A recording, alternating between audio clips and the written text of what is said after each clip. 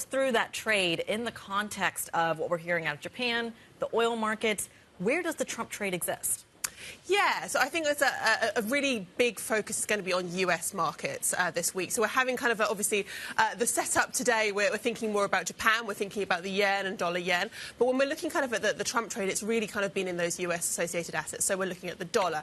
The dollar has been very kind of, I would say, volatile based off this idea of do you see kind of a Trump presidency that favours tariffs, which would be something that would be dollar supportive, or do you see something that actually creates so much volatility, perhaps around kind of a disputed election result, that the dollar is not its haven of choice. But when you then look around at kind of where the other havens of choice might be, you're looking now at the yen, and perhaps it's less stable there. So I think it's been really interesting kind of seeing that sort of setup coming into a week where people are going to be looking, or 2 weeks in fact, people are going to be looking for stability and for havens, that the yen is now really not one of those places that they might look. And I think, you know, there where we're really starting to talk much more about whether we see the re-establishment of the carry trade. It feels very much like we're kind of going back in time to 3 months ago, where, you know, we hadn't then seen the BOJ doing its second hike. We hadn't kind of seen some of this, you know, election instability come through.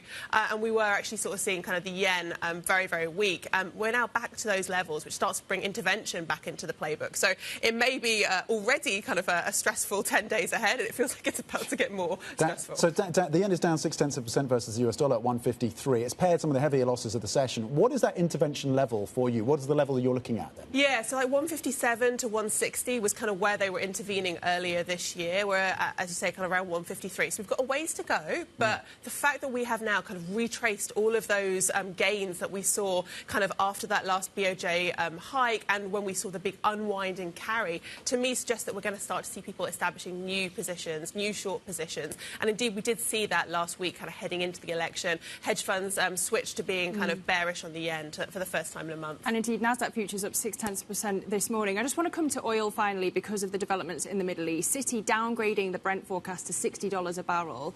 How much further downside do you see, especially when you factor in the China story, the downside risk there? Yeah, I mean, oil is always kind of this question of supply and demand, right? And I think a lot of the fundamentals for oil are pretty negative at the moment. You have the potential for OPEC to be pumping more, so they're bringing a lot more supply into the market. And then, as you point out, you've got that demand picture. And I always like to look at kind of commodity currencies when thinking about sort of oil.